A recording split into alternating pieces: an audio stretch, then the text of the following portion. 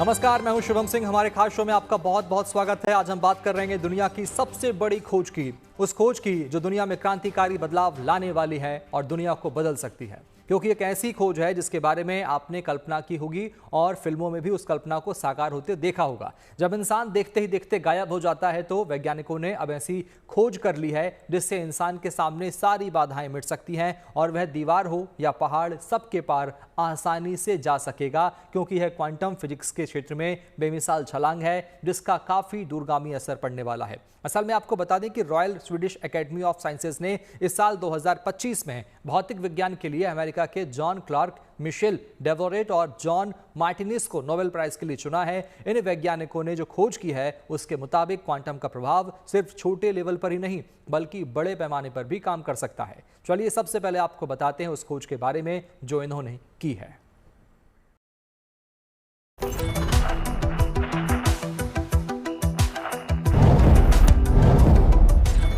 अब सच होगा mister India बनने का ख्वाब। अब अदृश्य होने का पूरा हो सकेगा सपना। विज्ञान का आविष्कार जल्द होगा बड़ा चमत्कार। साइंस की खोज दुनिया की होने वाली है मौज। 2 दशक से ज्यादा समय पहले भारत में एक फिल्म आई थी, मिस्टर इंडिया। इस फिल्म में मिस्टर इंडिया के किरदार में अनिल कपूर थे। वो एक घड़ी पहनते थे जिसके बाद वो गायब हो जाते थे, यानी अदृश्य। वो दीवारों से गुजरकर कहीं भी पहुंच सकते थे। सिर्फ यही नहीं, वो इस चमत्कार का उपयोग कर दुश्मनों को सबक भी सिखाया था। फिल्म में सभी इस विज्ञान के चमत्कार को देख दंग थे, यहां तक कि फिल्म के खलनायक भी। लेकिन सिर्फ उन्हें लाल रंग की रोशनी में देखा जा सकता था। आज यही चमत्कार सच होने जा रहा है। अमेरिका के जिन वैज्ञानिकों को जिस खोज के लिए नोबेल पुरस्कार से नवाजा गया है, इनकी थ्योरी है क्वांटम मैकेनिक्स टनलिंग। इस प्रक्रिया में क्वांटम कण एक तरह से अदृश्य या अपने पारंपरिक स्वरूप से अलग हो जाते हैं, क्योंकि वे बैरियर को भेदते हुए निकल जाते हैं, लेकिन बिना उसे नुकसान पहुंचाए, बजाय उसे ऊपर से पार करने के। यानी कहने का मतलब यह है कि आज जिस थ्योरी को रॉयल स्वीडिश एकेडमी ने मान्यता दी है, जिस खोज को आज दुनिया सलाम कर रही है, आज से कई साल पहले भारतीय फिल्मकारों ने भी ऐसा ही सोचा था। इस पर फिल्म भी बनाई थी। वो क्वांटम टनलिंग आने वाले वक्त में इंसानों के जीवन पर जरूर प्रभाव डालेगा। वैसे क्वांटम की दुनिया विचित्र है और पारंपरिक और क्लासिकल विज्ञान से बिल्कुल अलग। परमाणु के अत्यंत छोटे कण जो आपस में एक दूसरे से जुड़े होते हैं, भले ही बहुत दूरी तक एक साथ नहीं रह पाते हों, लेकिन ये कण बड़े से बड़े अवरोधों को आसानी से पार कर जाते हैं, जैसे कोई बैरियर मौजूद ही नहीं है, बिना उस बाधा को नुकसान पहुंचाए। क्वांटम टनलिंग भी एक ऐसी ही घटना है जहां एक उपपरमाणविक कण या परमाणु फिजिकल बैरियर के विपरीत दिशा में मौजूद हो सकता है, जहां कण के लिए घुसपैठ करना सामान्य रूप से असंभव है। ये ऐसा है जैसे कोई आदमी चल रहा है और दोनों तरफ लंबी दूरी तक फैली 20 मीटर ऊंची दीवार है, लेकिन बिना लंबी सीढ़ी के वो दीवार को पार नहीं कर सकता है। क्वांटम टनलिंग के मामले में आदमी बिना किसी भौतिक परिणाम के आसानी से बाधा को पार कर सकता है। दूसरे रूप में आप समझ सकते हैं कि 10 आदमी दौड़ रहे हैं, लेकिन जो सबसे आगे निकलता है जरूर उसमें अन्य प्रतिभागियों से अलग क्षमता है, तभी वो रेस जीत पाता है। कुछ ऐसा ही होता है क्वांटम मैकेनिक्स टनलिंग में। जब किसी भी माध्यम के जरिए कणों को किसी बैरियर के आगे प्रवाहित किया जाता है तो सभी कण बैरियर के पार नहीं जा पाते, बल्कि कुछ खास कण ही बाधा को पार कर पाते हैं। यही कण आने वाले वक्त में इस बड़े बदलाव के जनक बनने वाले हैं। Good news today. तो द इनविजिबल मैन या फिर फिल्म वाले मिस्टर इंडिया का कॉन्सेप्ट अब जमीन पर उतर सकता है और ये संभव होने वाला है क्वांटम मैकेनिक्स टनलिंग के जरिए। क्वांटम मैकेनिक्स टनलिंग की थ्योरी यह कहती है कि वातावरण में मौजूद हर कण एक समान नहीं होता। कुछ कणों में खास विशेषता होती है जो किसी भी अवरोध को पार कर जाते हैं। इसमें मदद करते हैं अवरोध में मौजूद उनके सामान मौजूद परमाणविक कण। तो अब आपको रिपोर्ट दिखाते हैं जिसके जरिए अमेरिका के नोबेल पुरस्कार हासिल करने वाले वैज्ञानिकों की खोज को आप समझ सकेंगे।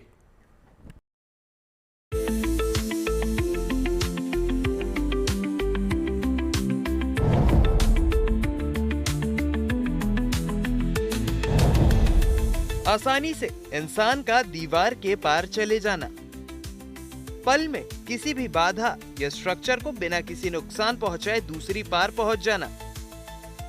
बॉलीवुड की फिल्में हो या कोई कार्टून, इनमें ये आम बात बताकर सालों से दिखाई जाती रही हैं। लेकिन आज भी इस अवधारणा को कहीं से मान्यता नहीं मिली है। लेकिन जब से अमेरिकी वैज्ञानिक जॉन क्लार्क, मिशेल डेवोरेट और जॉन मार्टिनीज को फिजिक्स यानी भौतिक विज्ञान का नोबेल प्राइज मिला है, लोगों की सोच बदलने लगी है। अमेरिका के तीनों वैज्ञानिकों जॉन क्लार्क, मिशेल डेवोरेट और जॉन मार्टिनीज ने साल 1984-85 में कैलिफोर्निया यूनिवर्सिटी में एक खास प्रयोग किया था।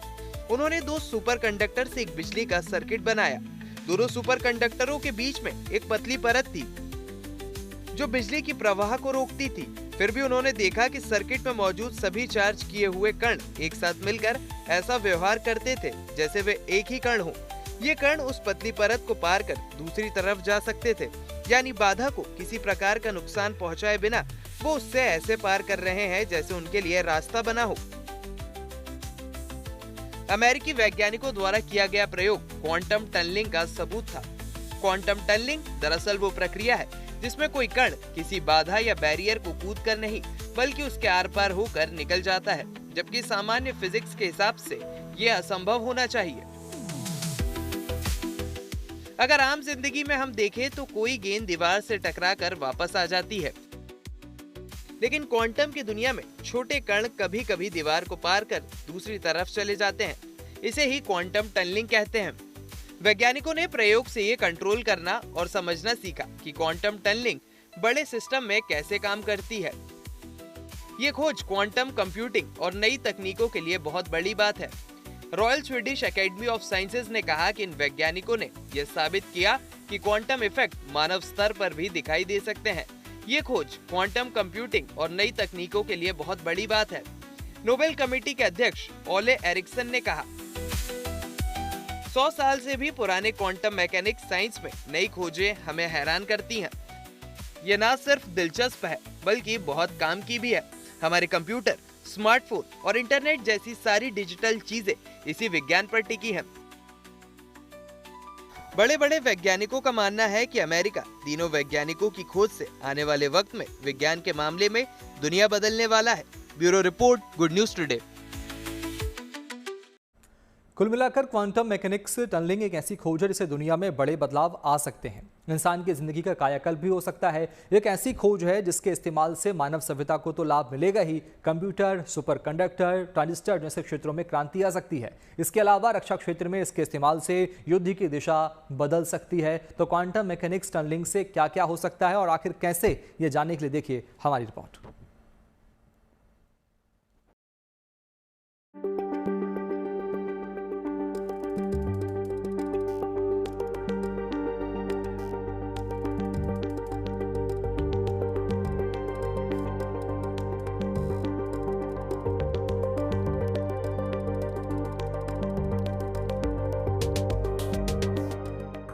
Royal Swedish academy of sciences ने 3 अमेरिकी वैज्ञानिकों जॉन क्लार्क, मिशेल डेवोरेट और जॉन मार्टिनीज को फिजिक्स यानी भौतिक विज्ञान में क्वांटम मैकेनिक्स टनलिंग में खोज करने के लिए नोबेल प्राइज देने के लिए चुना है। आमतौर पर royal Swedish academy of sciences उन्हीं आविष्कार या खोज को मान्यता देती है जो समाज या मानव जीवन को समर्पित हों। कैलिफोर्निया यूनिवर्सिटी के प्रोफेसर जॉन क्लार्क ने जोसेफसन जंक्शन में टनलिंग की खोज की।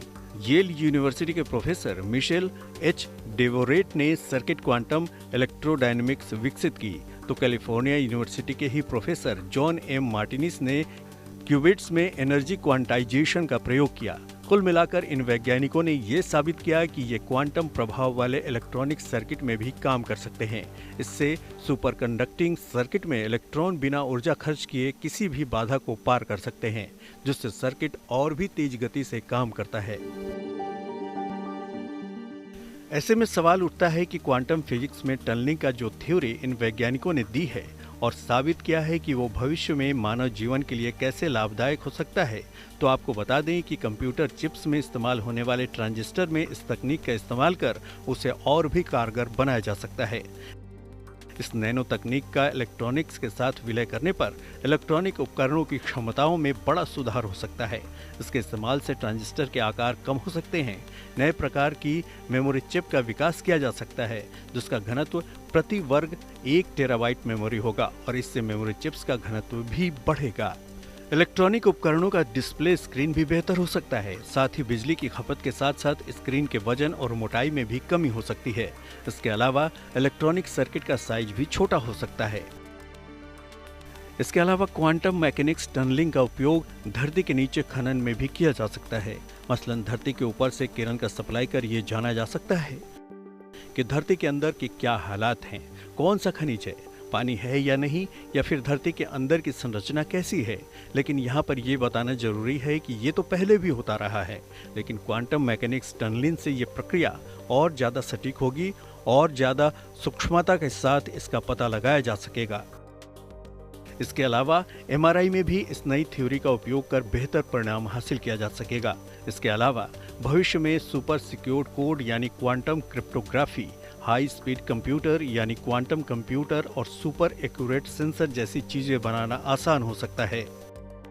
इसके अलावा रक्षा के क्षेत्र में भी ये तकनीक युद्ध की दिशा बदलने वाला बन सकता है।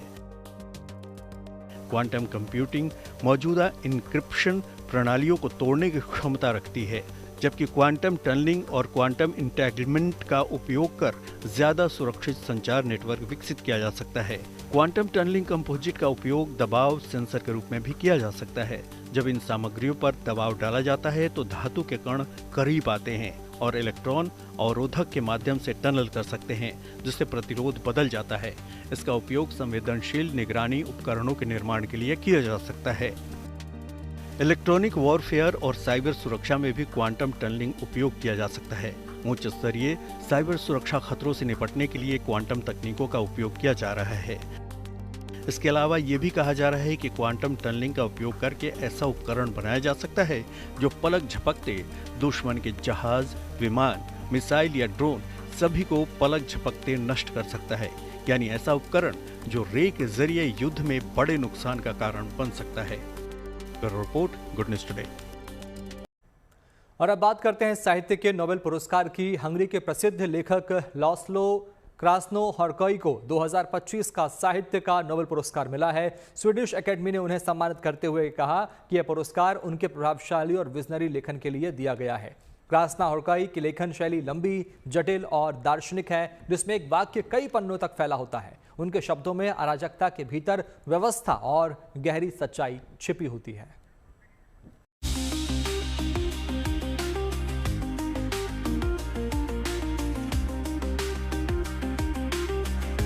कभी आपने कल्पना की होगी कि कोई उपन्यास लिखा गया होगा जो एक वाक्य में खत्म हो गया होगा। कभी आपने कल्पना की होगी कि कोई उपन्यास लिखा गया होगा और फुल स्टॉप, कॉमा के बिना खत्म हो गया हो। कुछ इसी तरह उपन्यास लिखते हैं हंगरी के लेखक लास्लो क्रास्नोहॉर्काई, जिन्हें 2025 के साहित्य के नोबेल पुरस्कार से नवाजा गया है।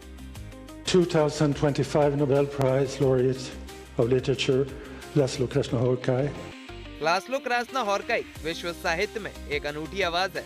उनकी रचनाओं में फ्रांज काफ्का की असंगति, थॉमस बर्नहार्ड की तीखी विडंबना और जोसेफ कॉनराड की गहन मानव खोज का विशिष्ट शिल्प दिखाई देता है।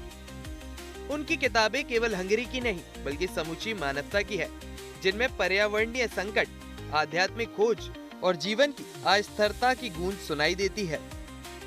क्रास्नोहॉर्काई की शैली भी अनोखी है। लंबे लंबे वाक्य जो कभी कभी प्रसंगों के मुताबिक पन्नों की परवाह नहीं करते।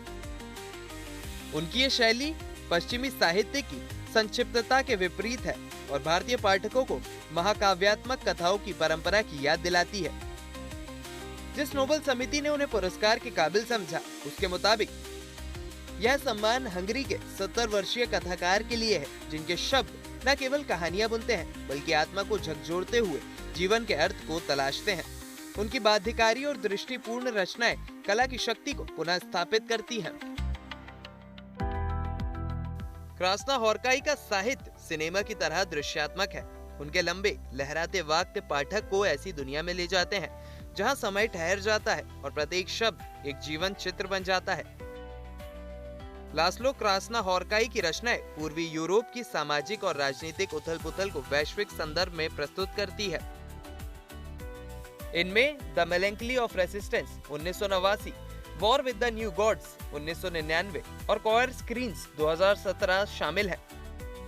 क्रास्नाहॉरकाई आधुनिक यूरोपीय साहित्य की उन दुर्लभ आवाजों में से एक है जिन्होंने निराशा और कयामत के बीच उम्मीद की भाषा गढ़ी। उनका लेखन अक्सर मानवता के अंत और नैतिक पतन की स्थितियों से जूझता है, लेकिन हर बार कला को एक पुनर्जन्म की तरह प्रस्तुत करता है। लास्लो ने 1985 में अपने उपन्यास सैटर्न टैंगो से साहित्य जगत में सनसनी मचा दी थी। ये एक पोस्ट मॉडर्न क्लासिक मानी जाती है जो दुनिया के अंत की प्रतीकात्मक कहानी कहती है। इस पर आधारित फिल्म 1994 में बनी।